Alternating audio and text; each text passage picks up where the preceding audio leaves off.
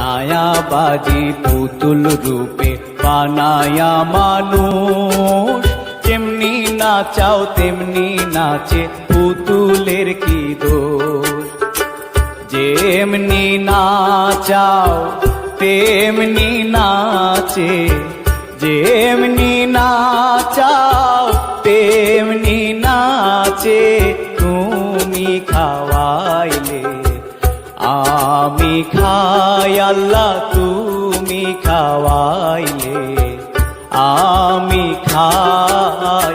এই যে দুনিয়া কিসেরও লাগিয়া, এত যত্নে গড়াইয়াছেন শান।